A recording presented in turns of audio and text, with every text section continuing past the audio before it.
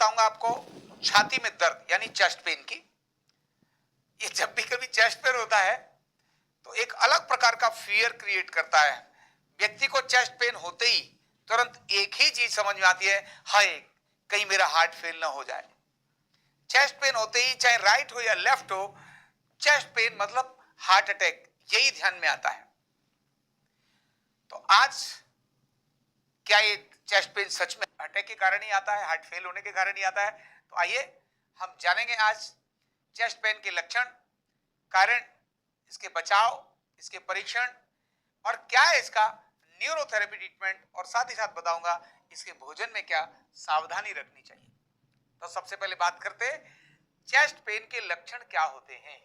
वैसे तो दर्द का जब लक्षण आता है तो वो दर्द अपने आप में ही एक लक्षण होता है, लेकिन फिर भी चेस्ट पेन है, हो सकता है वो चेस्ट पेन किसी से जुड़ा हुआ हो। सामान्यतः जब हमारे लेफ्ट इस एरिया के अंदर किसी प्रकार का खिंचाव हो, यानी आपकी छाती में कोई खिंचाव हो रहा है, भरा हुआ या दबाव हुआ ऐसा महसूस हो रहा है, तेज चुभन वाला दर्द है, या लहरें या जबड़े तक और कंधे तक और बाजू तक ये दर्द और लहरें फैल रही हैं, मूव कर रहा है, मूव करने वाला दर्द है, तेज दर्द जो कुछ मिनटों का रहता है फिर उसके बाद शांत हो जाता है। हम जब एक्टिविटी बढ़ाते हैं तब उस समय कम हो जाता है, जैसे शांत होते हैं तो बढ़ जाता है, या फिर एक्टिविटी बढ़ाते हैं तब बढ़ जाता है। तो उसकी तीव्रता कम और ज्यादा बार बार होती रहती है। या फिर सांस लेने में आपको तकलीफ हो रही है, या कभी कभी कोल्ड स्वेट, ठंडा पसीना भी आने लगता है, कहते हैं ना पसीना आया और व्यक्ति ठंडा होने लगा, ऐसा आने लगता है। और कभी कभी घबराहट आती है, पसीना आने लगता है, कमजोरी आती है, चक्कर आते हैं और कभी कभी उल्टी या मितली भी आती है। ऐसे सामान्यतया ये कारण कॉमन निकलते हैं, लेकिन इसके अलावा भी कुछ और लक्षण भी इसमें हमारे को देखने को मिलते हैं। जैसे सीने में दर्द हुआ, लेकिन दर्द में मुंह से खट्टा पानी आया, मुंह से लार आने लगी, ऐसे अनुभव हो रहा है, निगलने में कठिनाई हो रही है, शरीर की अवस्था बदलने के अनुसार दर्द का कभी ठीक और कभी बढ़ रहा है, गहरी सांस या खांसी करने के दौरान भी दर्द बढ़ रहा है, और छाती को दबाते समय दर्द महसूस हो रहा है। ये कॉमन ऐसी चीजें हैं जिनमें सीने के अंदर जलन भी आती है। ये चेस्ट पेन के संबंधित इसके ये लक्षण गिने जाते हैं। अब कारण क्या क्या होते हैं जरा इसके बारे में भी जान लेते हैं। तो चेस्ट पेन के, आइए मैं बताता हूं आपको चेस्ट पेन के कारण क्या है। तो कारणों में एक जो डरने वाला कारण है ज्यादातर जिससे भय पैदा होता है वो है एंजाइना पेन। मतलब हार्ट की जो मांसपेशियां हैं उनके अंदर जो रक्त है वो अवरुद्ध हो गया, तब वो ब्लड वेसल्स जिसमें रक्त अवरुद्ध हो गया है, तब हार्ट क्योंकि हर समय पंप करता रहता है और वो पंप करने में कठिनाई आ रही है, तब फिर वो दर्द कर रहा है। तो ज्यादातर ऐसा होता है। फिर अभी तो वो एंजाइना था, हो सकता है ये हार्ट अटैक हो जाए। हार्ट अटैक हो गया मतलब हार्ट ने काम करना कम कर दिया, बंद कर दिया, हार्ट की आपूर्ति अचानक रुक गई ब्लड की, तब भी हार्ट अटैक की स्थिति बन जाती है। ये मेजर कारणों में आते हैं, लेकिन इसके हार्ट अटैक, हर चेस्ट पेन हार्ट अटैक होगा ये आवश्यक नहीं है। कभी कभी मानसिक तनाव के कारण भी ये दर्द आता है और वो एंजाइना का दर्द नहीं होता है।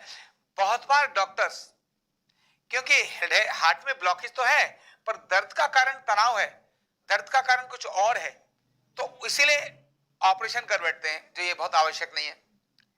तो दिल का दौरा पड़ने के लक्षण 15 मिनट से अधिक समय तक रहते हैं, जिसमें पसीना आता है, मितली आती है, और ये कॉमन उसमें ठंडा पसीना भी आने की स्थिति रहती है।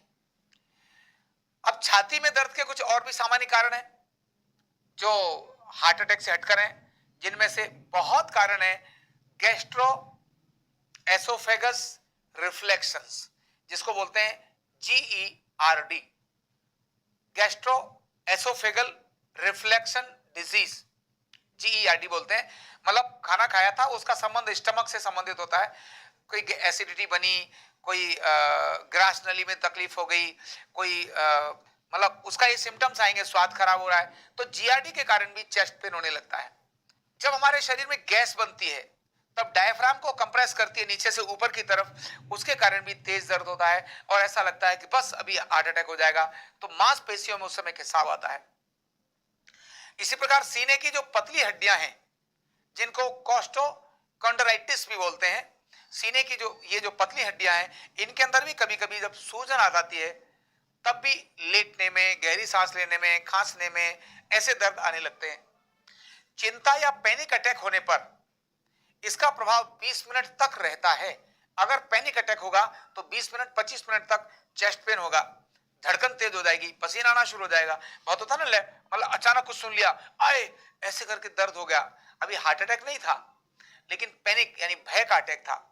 फिर कोई फेफड़ों की समस्या है, जैसे निमोनिया हो गया है, अक्सर कर देखा होगा, तेज बुखार हो गया है, हाई ब्लड प्रेशर है, इसके कारण भी सांस में तकलीफ आती है और चेस्ट पेन भी होने लगता है। तो ये हमने कॉमन चेस्ट पेन के कारणों को जाना। ज्यादातर कारण हमारे तनाव से संबंधित होते हैं। एंजाइना है, लेकिन वो एक बहुत परसेंटेज में कम आता है। हमारे तनाव और गैस चेस्ट पेन का बड़ा कारण बनता है। कभी कभी चेस्ट पेन सर्वाइकल के कारण भी आता है। सर्वाइकल के वर्टेब्रा में कंप्रेशन आता है, तो बाजू में, छाती में ये दर्द आ जाता है, लेकिन उसके साथ उंगलियों में भी दर्द जाता है। आवश्यक नहीं कि वो लेफ्ट साइड में होगा तभी एंजाइना पेन होगा, कभी कभी राइट साइड में पेन आता है, तब भी एंजाइना का कारण बन सकता है। इसीलिए ये भ्रांति आप मत पालना कि चेस्ट पेन का मतलब लेफ्ट चेस्ट पेन है तभी एंजाइना पेन होगा। राइट में पेन होने पर भी एंजाइना पेन हो सकता है। अब सीने के दर्द की रोकथाम के लिए हम क्या प्रिवेंशन अपनाएं, क्या सावधानी अपनाएं, तो उनमें से सबसे बड़ी सावधानी है कि हमें नित्य व्यायाम करना चाहिए और वसायुक्त जो भोजन है उनमें खासकर सफेद नमक, सफेद चीनी और जितने भी रिफाइंड ऑयल हैं, इन सबको हमें रोकना चाहिए। हैवी मेटल्स की चीजें हमें कम से कम खानी चाहिए। एक्सरेज, उससे बचना चाहिए। मोबाइल का उपयोग या छाती पर रख करके, जेब में रखने की आदत होती है ना, मोबाइल की यहीं रख लेते हैं, कोई दूसरा लेके ना भाग जाए, तो इसीलिए यहाँ मोबाइल रखेंगे इस जेब में छाती पर, तब छाती गई काम से। इसीलिए मोबाइल को यहाँ मत रखिए, उसका रेडिएशन बहुत ज्यादा होता है, हार्ट को बहुत खराब करता है। ये कॉमन लक्षणों में से, ये कॉमन कारणों में से ये भी आता है जो प्रिवेंशन की चीज है। इसी प्रकार से आपको एथेरोस्क्लेरोसिस की स्थिति न बने, तो आपको छाती दर्द एथेरोस्क्लेरोसिस के कारण आएगा, मतलब वही एंजाइना पेन के कारण से आ जाएगा।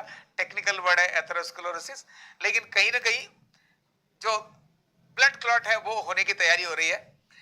मांसपेशियों में अकड़न, खिंचाव, निमोनिया, ऐसी जब चीजें होती हैं, ऐसे में व्यक्ति को पूरी सावधानी उसके साथ रखनी चाहिए और संवाद, बातचीत, ये सारा क्रम ऐसा रखना चाहिए।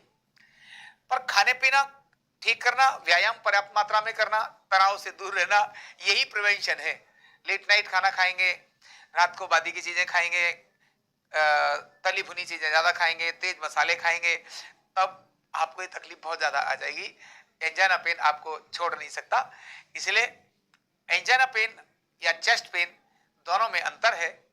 आपके पोस्चर के कारण भी हो सकता है। अगर आप करवट लेकर लेटते नहीं है, सीधा लेट जाते हैं, सीधा बैठते हैं, तो भी एंजाइना पेन हो सकता है। आपकी नाभि अगर अपसेट हो गई है तो भी चेस्ट पेन हो सकता है, क्योंकि नाभि अपसेट होने से वायु बनती है और वायु डायफ्राम को प्रेशर देती है, और वही प्रेशर आपके चेस्ट पेन यानी एंजाइना पेन का कारण।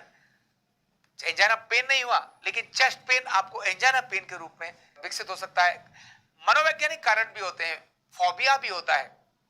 मेरे पास आज से कई साल पहले एक पेशेंट ऐसा आए थे, ये महाराष्ट्र की बात है। वो कहते थे जब भी मैं ट्रेन में, जबकि वो थे ट्रेन में जॉब करने वाले व्यक्ति, पर जैसे ही वो ट्रेन में बैठते थे तो थोड़े समय के बाद ही उनको उतारना पड़ता था, ट्रेन गाड़ी रोकनी पड़ती थी। उन्हें लगा शायद आज तो हार्ट अटैक हो गया। इतना फियर उनको, इसको फोबिया बोलते हैं, उसके कारण भी एंजाइना पेन आता है। अब डायग्नोसिस क्या है, यानी नैदानिक टेस्ट क्या है इसके, तो इसके लिए कॉमन कुछ नैदानिक टेस्ट हैं जो हार्ट के टेस्ट होते हैं। उनमें से इलेक्ट्रोडायग्राम है, ब्लड टेस्ट है, इसके अंदर हम कोलेस्ट्रॉल का लेवल है, ट्राइग्लिसराइड्स का लेवल है, ये सारा हम देख लेते हैं। एक्सरे भी करने के बाद फेफड़ों की स्थिति देख लेंगे कैसी है, रिब्स की स्थिति कैसी है देख लेंगे। इकोकार्डियोग्राम, इसमें से हम जो ध्वनि तरंग है उनके माध्यम से जानकारी ले लेते हैं। एमआरआई की मदद से हम रक्त की जो महाधमनी है, एरोटा, उसका क्या हाल है इसको जान लेते हैं। और एक होता है स्ट्रेस टेस्ट, उसको भी करने के बाद हम व्यक्ति की उसकी क्षमता क्या है, कार्य क्षमता क्या है, इसको जान लेते हैं। और एंजियोग्राफी भी इसमें कर लेते हैं, एंजियोग्राम भी हम कर लेते हैं। तो इस प्रकार के अनेक सारे टेस्ट हैं जिनके माध्यम से हृदय की अवस्था को जान सकते हैं। लेकिन गैस का टेस्ट किसी भी हृदय की अवस्था पे को जानने के लिए नहीं होता है। वो तो गैस यानी जो हमारी लाइफस्टाइल प्रॉब्लम है, एसिडिटी है, गैस है, इसको कैसे जानेंगे? तो ये जानने के लिए तो व्यक्ति को खुद ही समझना पड़ेगा कि हाँ, मुझे गैस बहुत बन रही है, तो ये मेरी गैस ही मेरे चेस्ट पेन का कारण है। तो ये थे टेस्ट।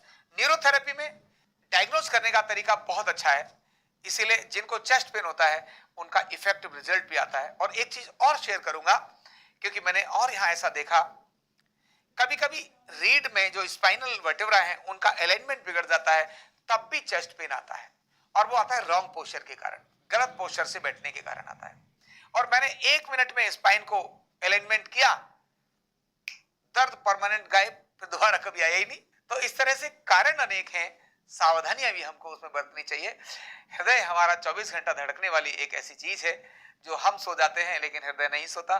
जिस दिन हृदय सोता है उसके बाद हम कभी नहीं जगते। तो इसीलिए हृदय के कारण से अगर चेस्ट पेन है तो इसको हमें गंभीरता से लेना चाहिए। अब मैं बात करूंगा भ्रांतियों की और अंत में बताऊंगा न्यूरोथेरेपी ट्रीटमेंट।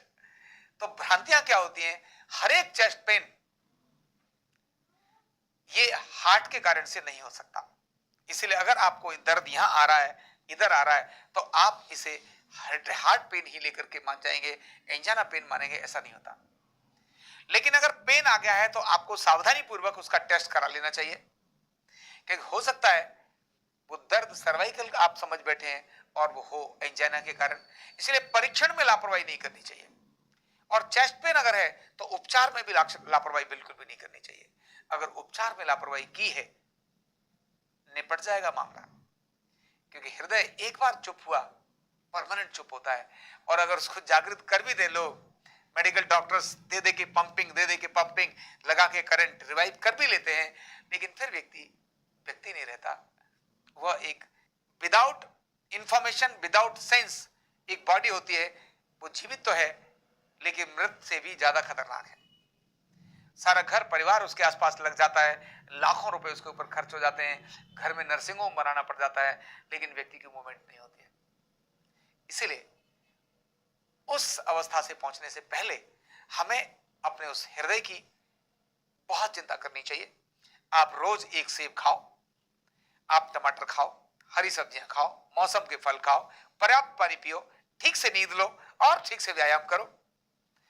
हृदय आपका हमेशा जवान रहेगा। कहते ना, दिल अच्छा है तो सब कुछ अच्छा है। तो इस दिल को ठीक रखने के लिए, इस चेस्ट पेन को ठीक रखने के लिए मैंने आपको बहुत सारी चीजें बताई। अब आइए जानते हैं हृदय को ठीक रखने वाला न्यूरोथेरेपी ट्रीटमेंट, चेस्ट पेन के लिए बेस्ट न्यूरोथेरेपी ट्रीटमेंट।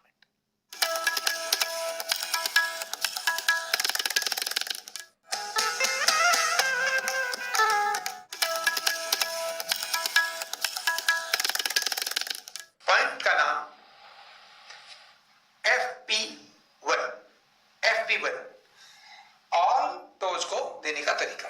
अब FP1 कैसे देना, ध्यान रखिए।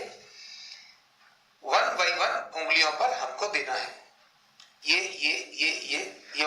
वाला और लास्ट में इस तरह 10 उंगलियों पर देना है। और उंगलियों के नाम है, ये है N1, N2, दोनों N3, ये दोनों N3, ये है N4, ये है N5।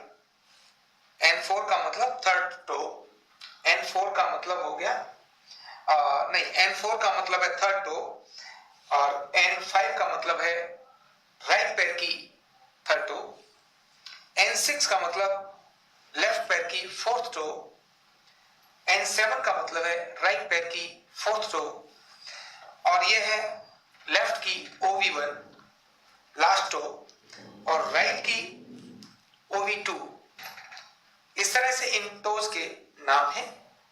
अभी हम ट्रीटमेंट दे रहे हैं और ट्रीटमेंट पॉइंट का नाम है FP1। कैसे देते हैं देखिए। इस वाले हाथ से इस पैर को अपने इन दो यानी अंगूठे और उंगली का ही काम है, इसमें और कोई काम नहीं है। सबसे पहले अंगूठे को जड़ में जैसे हम नट कसते हैं उस तरह से पकड़ना और ट्विस्ट करना 1 2 3 4। 1 इजिकल टू 1 होता है, लेकिन इसको चारों दिशाओं में करना है। इधर भी किया और ऊपर नीचे भी इस तरह से 1 2 3 4। जैसे नीचे यहां किया, ठीक उसी प्रकार इस जॉइंट से ऊपर और लेकिन ये नाखून के जॉइंट से नीचे 1 2 3 4 और इसी तरह ऊपर नीचे 1 2 3 4। यही काम इस पैर पर किया, अंदर भी 1 2 3 4, ऊपर नीचे 1 2 3 4। इसके बाद फिर नेल के जॉइंट से नीचे, कभी कभी यहां पास हो जाता है 1 2 3 4 1 2 3 4। ये 4 की जगह 20 बार भी हो सकता है हर एक, लेकिन मैं भी 1 इजिकल टू 1 है इसलिए 4 बार दिखा रहा हूं, 4 टाइम दिखा रहा हूं। अब ये तो 1 2 3 4 1 2 3 4 1 2 3 4 1 2 3 4। जिनका पेट ठीक नहीं होता उनको इसमें दर्द होता है। 1 2 3 4 1 2 3 4 1 2 3 4 1 2 3 4। अभी इधर वाली थर्ड तो 1 2 3 4 1 2 3 4 1 2 3 4 1 2 3 4। यही इधर भी अंदर उंगली लेकर 1 2 3 4 1 2 3 4 और ये 1 2 3 4 और ये देखिए उंगली मैंने ऐसे की, ऐसे 1 2 3 4। इसी प्रकार फोर्थ तो यहाँ स्पीड देखें तो 1 2 3 4 1 2 3 4 1 2 3 4 1 2 3 4। ऐसे मैंने स्पीड में भी दिया 1 2 3 4 1 2 3 4 1 2 3 4 1 2 3 4। ऐसे लास्ट में भी 1 2 3 4 1 2 3 4 1 2 3 4 1 2 3 4 1 2 3 4 1 2 3 4 1 2 3 4 1 2 3 4। 1 बाई 1 करके ये हमने पॉइंट कंप्लीट किया। इसका नाम है FP1।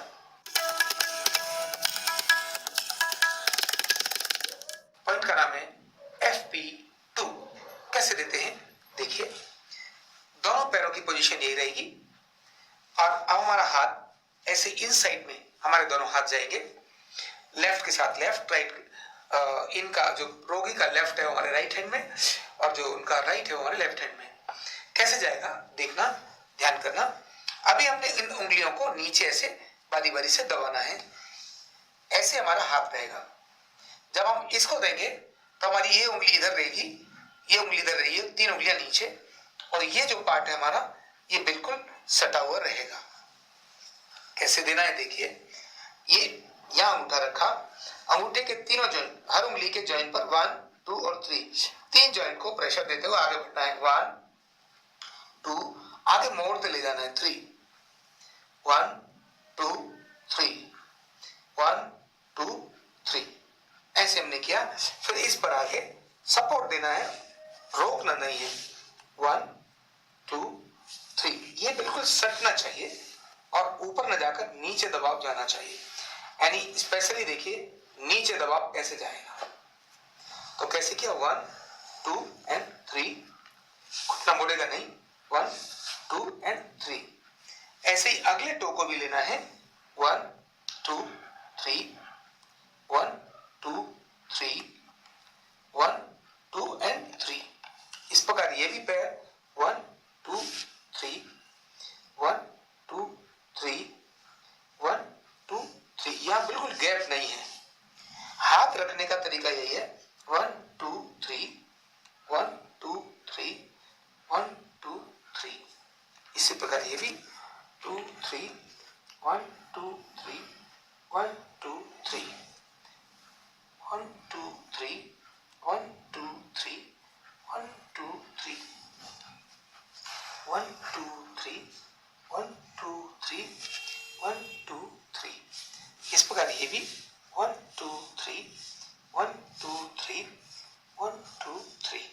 और इस तरह से लास्ट टू 1 2 3 1 2 3 1 2 3। यहां ध्यान करने की एक बात है कि हमने जब इस उंगली को ऐसे नीचे किया तब ये उंगली मुड़नी नहीं चाहिए, ये पूरा पंजा नीचे की तरफ ही दबना चाहिए, चाहे इस उंगली पर जाए चाहे किसी पर जाए, पंजा यहां से ऊपर नहीं मुड़े, नीचे ही आना चाहिए। इस प्रकार से ये हमारा पॉइंट है। हाँ, इसको मोड़ने में दर्द होता है, इसीलिए सपोर्ट के लिए इस उंगली को उपयोग कर सकते हैं। जैसे मैंने इस उंगली को दबाया तो रोकना नहीं है, केवल उंगली की ग्रिप दी, बस ऐसे इस तरह से दे सकते हैं। बाकी दर्द होता है, शुरुआत में थोड़ा होता है, सावधानी से करें। ये था FP2।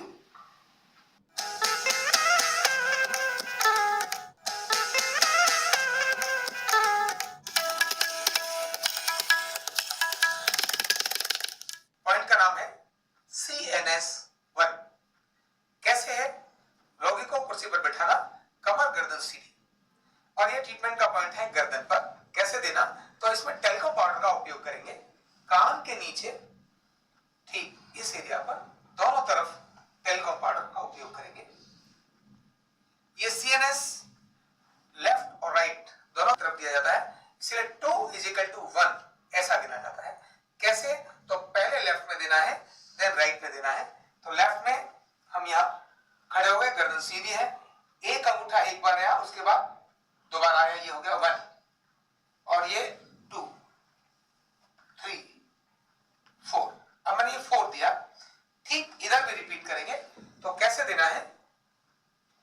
गर्दन को पीछे ऐसे पकड़ना, राइट हैंड को गर्दन के पास आगे मुट्ठी बंद करके रखना, क्योंकि इधर आए तो अंगूठा ऊपर कान के नीचे से गर्दन तक, और उसी को दूसरे अंगूठे से भी रिपीट करना। 1 2 3 4। इधर भी 4 दिया था, इधर भी 4 दिया, क्योंकि मैंने CNS1 4 टाइम दिया, 4 CNS1। अभी मैं इसको 8 भी दूं तो कैसे? आगे वाला हाथ मुट्ठी बंद, पीछे वाले को गर्दन पर ऐसे पकड़ना, गर्दन सीधी, पेयर्स में प्रेशर समान, 1 2 3 4 5 6 7 8। इसमें हाथ हिलना नहीं चाहिए। इसी प्रकार इधर भी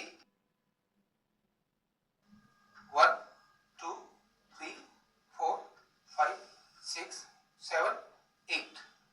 8 टाइम मैंने दिया CNS1, 8 इधर 8 इधर। पेयर्स में प्रेशर कितना जाना चाहिए? तो प्रेशर ठीक जाना चाहिए, लेकिन रोगी को दर्द नहीं होना चाहिए, झटके से नहीं जाना चाहिए, और कान से शुरू करके पूरा यहां तक लेके जाना, ऐसे नहीं जाना, ऐसे जाना है। ये छोटी छोटी बात है, ओवरलैप होना है, अलग अलग नहीं जाना। जहां से एक आया वहीं से दूसरा भी जाएगा। तो इस तरह से ये था पॉइंट CNS1। पॉइंट का नाम है SHPUL। SHPUL कैसे देते हैं? रोगी को चेयर पर बिठाकर, कमर गर्दन सीधी, शोल्डर पर अपनी दोनों तरफ उंगलियां ऐसे रखना, हथेली सहित। अभी शोल्डर्स को पुल करना है, इसीलिए कैसे करना है? तो हल्का अपने को झुकना है, सांस भरनी है, रोगी को सांस भरो छोड़ो। अभी ध्यान करने की बात यह है कि जब हमने शोल्डर्स को पुल किया तब यहां के मसल्स ऊपर खींचने चाहिए, लेकिन आगे की उंगलियां दबाव न डालें। देखिए फिर से कैसे, ये सांस भरी और छोड़ दी, फिर से देखिए, सांस भरी और छोड़ दी, फिर से सांस भरी और छोड़ दी। ध्यान करने की बात है इसमें कि जब हम आगे से पकड़ते हैं तो ये उंगली ऐसे नहीं होनी चाहिए, यानी इन उंगलियों का प्रेशर ऐसे नहीं होना चाहिए, ये उंगलियां ऐसे होनी चाहिए। ग्रिप हमारी इस प्रकार से हो, ऐसे न होकर ऐसे ग्रिप होगी, तब रोगी को दर्द नहीं आएगा। ये 1:1 के रेशियो में दिया जाता है। अगर 3 SHPUL अगर लिखा है तो 3 बार इसको ऐसे देना है। ये था पॉइंट SHPUL।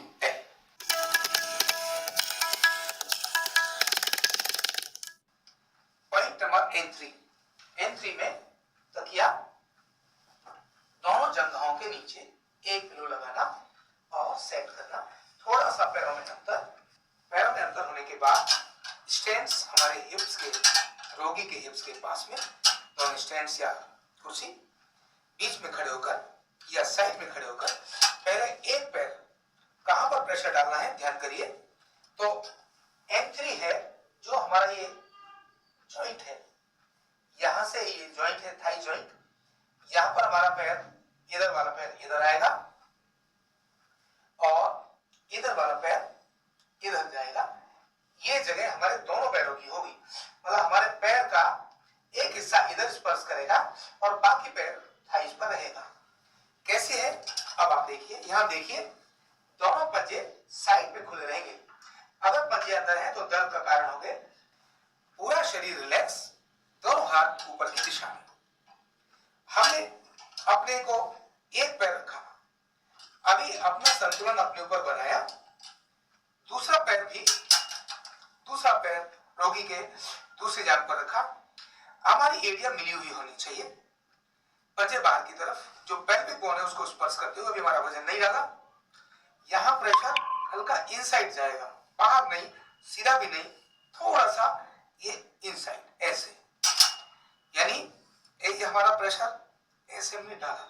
और प्रेशर से रिलीज करने का तरीका क्या होगा, हल्का सा घुटने मोड़ने और वजन अपने स्टैंड्स पर और हल्का ऐसा। यहाँ पैर उठा भी सकते हैं लेकिन शरीर से छोड़ने नहीं है। ये क्रम है हमारा। अब मैं शुरू करता हूं। ये 1 2 3 4 5 6 एक हो गया, तुरंत बाद 1 2 3 4 5 6, फिर यहीं से 1, ये तीसरी बार कर रहा हूं 4 5 6, और यही काम मैंने किया यहाँ 1 2 3 4 5 6, और यही मैंने किया यहाँ छठी बार 1 2 3 4 5 6, यही 7 बार। और सीधा होना चाहिए, एकदम सीधे, इस प्रकार से रहना बहुत जरूरी है। और फिर 8वीं बार प्रेशर डाला 1 2 3 4 5 6, और तुरंत वजन अपना लिया और धीरे से पैर साइड किया और उतर गए। ये था पॉइंट N3। ये HRT थायराइड हो गया। कैसे देना है ये देख लो। ये यहां से हमने ऐसे बनाई फिंगर्स, ये हमारी फिंगर सीधी ऐसे हल्का सा, ये हमारे प्रेशर का जगह है। जो प्रेशर देना है वो यहां से देना है, इस जगह से प्रेशर देना है। अंगूठा हमने यहां लगाया, ये अंगूठा हमने यहां लगाया, और दोनों यानी वोकल कॉर्ड के साइड में हमने अपना हल्का सा प्रेशर रखा, और ये उंगली हमारी यहाँ हल्की टच कर रही है जिससे कि हाथ वाइब्रेट ना करें। और हमने ये देखिए ये दिया 1 1 2 2 3 3 4 4। इसके बाद खांसी आएगी, आने दो, खांसी को रोकना नहीं है। गुड। हल्का सा गले को हमने, ये जो वोकल कॉर्ड है उसको बहुत धीरे धीरे यहाँ से हिलाया और हल्की सी मसाज दी। ये था पॉइंट THRBG।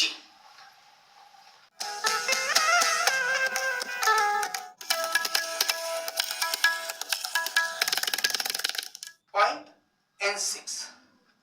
N6 में खड़े होने की स्थिति, एडी जमीन पर, पंजा एल्बो जॉइंट के पास।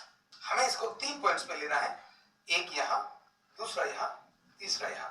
इसी प्रकार से जंघा भी यहां एक, दूसरा यहां, तीसरा यहां, 3 जगहों पर लेना है। जंघा के पॉइंट वही हैं जो हम अब तक ले रहे हैं। बाजू के पॉइंट्स जरूर ध्यान करने हैं। खड़े होने का तरीका, पहले हम अपना वजन एड़ी पर लें, पहले अपना वजन एड़ी पर और हल्का सा टच करें पंजा, हथेली ऊपर की तरफ, अपने स्टैंड पर अपना लगाएं, संतुलन बनाएं, एड़ी पर अपना वजन रखें, दूसरा पैर उठाकर जंघा पर इस प्रकार से रखना है। देख लो, यानी मैंने पैर ऐसे रखा। अभी तक पैर हमारे ऐसे चल रहे थे, अब ये पैर का डायरेक्शन इनसाइड आएगा, इसीलिए प्रेशर का एरिया हमारा यहां से यहां तक होगा, एड़ी और पंजा नहीं होंगे, पूरा पैर कैसे जाएगा। देखिए कैसे शुरू करते हैं। N6 पैर यहां, अभी हमने प्रेशर नहीं डाला, ये पैर रखा, खड़े हुए और एक साथ प्रेशर स्टार्ट। 1 2 3 4 5 6। यहीं से ये पैर नीचे किया बीच में और इस वाले पैर को भी नीचे लेकर गए, स्टार्ट किया। 1 2 3 4 5 6। इसी तरह से ये नीचे लेकर गए यहां और इसको भी नीचे लेकर गए, स्टार्ट। 1 2 3 4 5 6। उतरते समय अपना वजन एड़ी पर लेना, पंजे को हटाना, तब इसको नीचे लेना।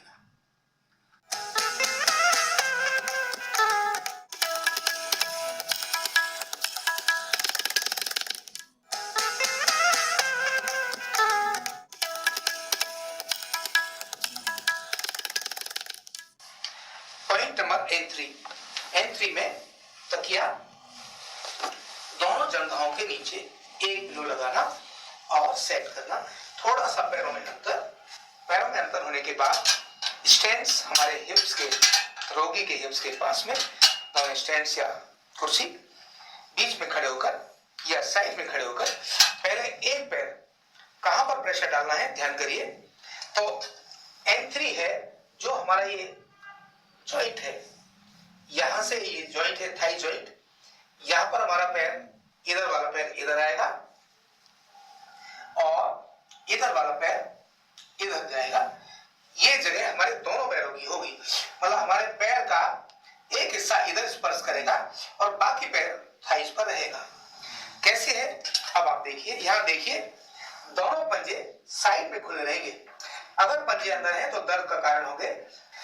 पूरा शरीर रिलैक्स, दोनों हाथ ऊपर की दिशा में।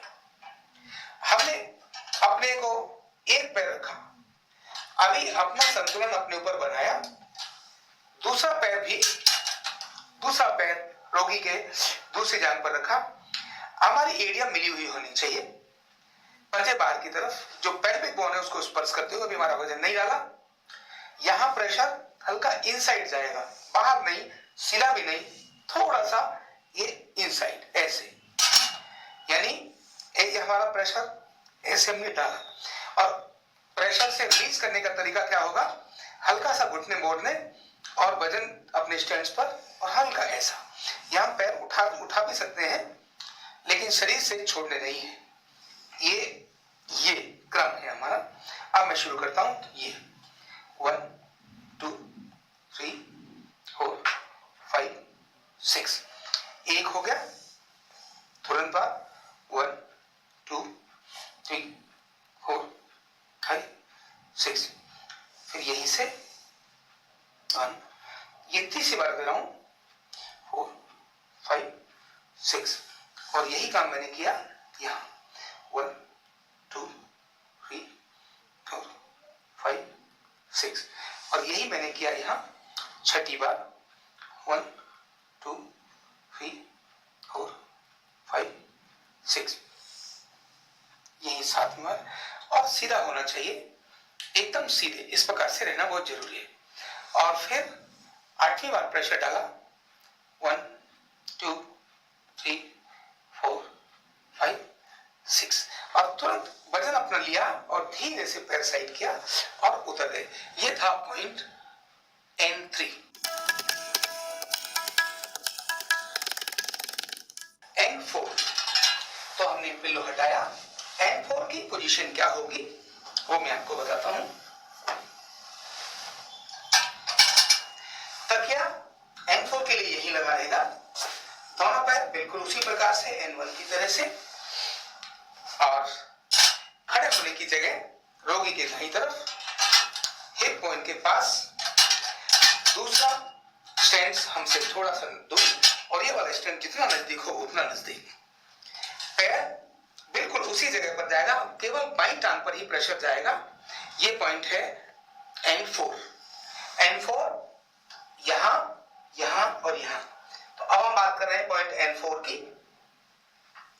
ये बिल्कुल जॉइंट के पास, यहां और यहां, ये N4, पॉइंट N4। ये सीधा प्रेशर 1 2 3 4 5 6, तीसरी जगह मिडिल पॉइंट 1 2 3 4 5 6, 1 2 3 4 5 6। यही रिपीट भी कर सकते हैं। तो 1 2 3 पॉइंट में इसको हमने दिया। ये हो गया N4। Point N6। N6 में खड़े होने की स्थिति, एडी जमीन पर, पंजा एल्बो जॉइंट के पास। हमें इसको 3 पॉइंट्स में लेना है, एक यहां, दूसरा यहां, तीसरा यहां। इसी प्रकार से जंघा भी यहां एक, दूसरा यहां, तीसरा यहां, 3 जगहों पर लेना है। जंघा के पॉइंट वही है जो हम अब तक ले रहे हैं, बाजू के पॉइंट्स जरूर ध्यान करने हैं।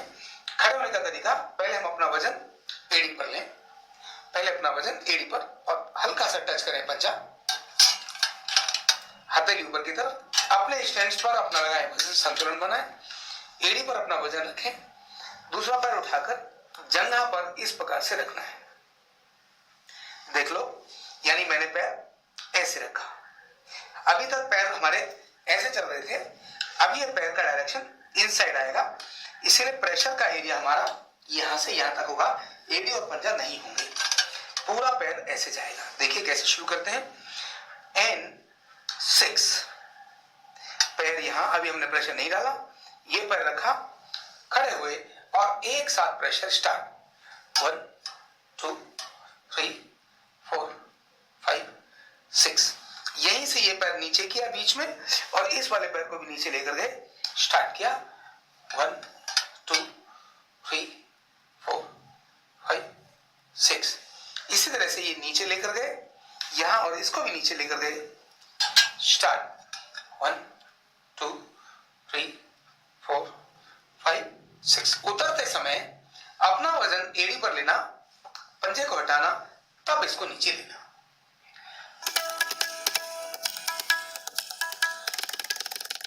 पॉइंट LU1 यानी लंग्स को स्टिमुलेट करने का एक तरीका, लेकिन शुरुआत कहां से करनी है? लेफ्ट साइड से शुरू करनी है। न्यूरोथेरेपी का कोई भी ट्रीटमेंट शुरू करने के लिए लेफ्ट से ही शुरू किया जाता है। तो ये LU1 लेफ्ट और राइट दोनों ही लंग्स के लिए है। देखिए कैसे। सीधा लेटना है रोगी ने, दोनों बाजू इस प्रकार की स्थिति में, और लंग्स में यहां से लेकर इस स्थान तक रब करना है। मैंने इस कपड़े को हल्का यहां पकड़ा, सलबट नहीं आनी चाहिए। 1 2 3 4 5 6 7 8 9 10 11 12, ऊपर से नीचे 1 2 3 4 5 6 7 8 9 10 11 12। तो ये था LU1। इसमें ध्यान ये रखना है, किसी प्रकार का झटका बाजू पर नहीं लगना चाहिए, ब्लड का फ्लो ऊपर से नीचे की तरफ ही जाना चाहिए। इतना ध्यान रखते हुए ये पॉइंट कंप्लीट हुआ LU1। पॉइंट LK2 कैसे करना है देखिए। रोगी को राइट साइड करवट देके लेटाना, सिर के नीचे तकिया लगाना, और लेफ्ट पैर को ऐसे 90 डिग्री में दूसरे पैरों पर रखना, पिलो पर रखना। राइट लेग पूरी सीधी, पूरी स्ट्रेट, राइट में हिप जॉइंट से बराबर से, थाई जॉइंट के बराबर से, नी जॉइंट पर 3 to 4 पॉइंट पर 2 to 3 सेकंड के लिए प्रेशर देना है। इधर प्रेशर दिया, इधर प्रेशर दिया, धीरे धीरे ये हो गया LK2। पूरा ऊपर से नीचे LK2 में 1 टाइम नीचे तक जाएगा, और अगर 2 LK2 है या 3 LK2 है तो 3 में यही काम 3 बार नीचे तक जाएगा, 3 बार का प्रेशर। ये पॉइंट हो गया LK2।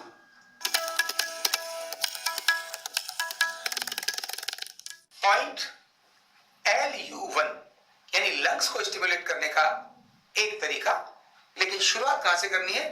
लेफ्ट साइड से शुरू करनी है। न्यूरोथेरेपी का कोई भी ट्रीटमेंट शुरू करने के लिए लेफ्ट से ही शुरू किया जाता है। तो ये LU1 लेफ्ट और राइट दोनों ही लंग्स के लिए है। देखिए कैसे। सीधा लेटना है रोगी ने, दोनों बाजू इस प्रकार की स्थिति में, और लंग्स में यहां से लेकर इस स्थान तक रब करना है।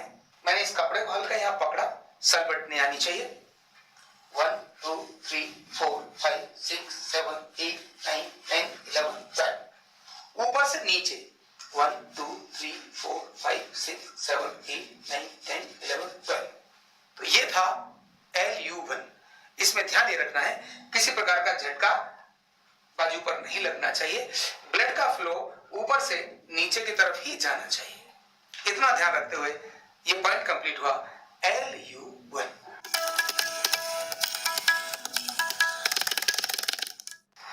पॉइंट का नाम है CSG यानी नेक घिसाई। कैसे देना है नेक घिसाई आपको मैं बताता हूं। रोगी को सीधा कुर्सी पर बिठाकर यहां टेलीकॉम पाउडर का प्रयोग करते हैं, जिससे कि जब हम अपने हाथ से घिसाई करें तो किसी भी प्रकार की रेसेस नहीं होने चाहिए। अपने हाथ की पोजीशन ये रहती है इस प्रकार, और इस एरिया से हम घिसाई करते हैं। शुरू करते हैं आगे की तरफ आकर। तो देखिए कैसे यहां हमने गर्दन को ऐसे हल्का लिया और ये 2 से 3 बार एक जगह घिसाई करना है, और इस तरह से आगे बढ़ते बढ़ते, और इसी तरह से वापस भी हमको आना है।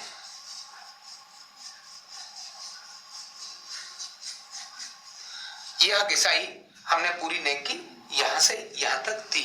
इसी के साथ हल्का सा अंगूठे से भी इधर और इधर, इधर और इधर, इधर और इधर, ये ऊपर से नीचे 2 से 3 बार हमने नेक पर पूरी घिसाई की ये, और हल्का फिर रबिंग कर दी।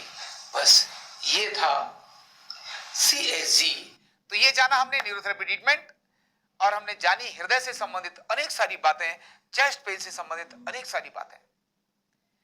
तो रहिए स्वस्थ, रहिए मस्त, और बनिए एक अच्छे न्यूरोथेरेपिस्ट। बहुत बहुत धन्यवाद। नमस्कार।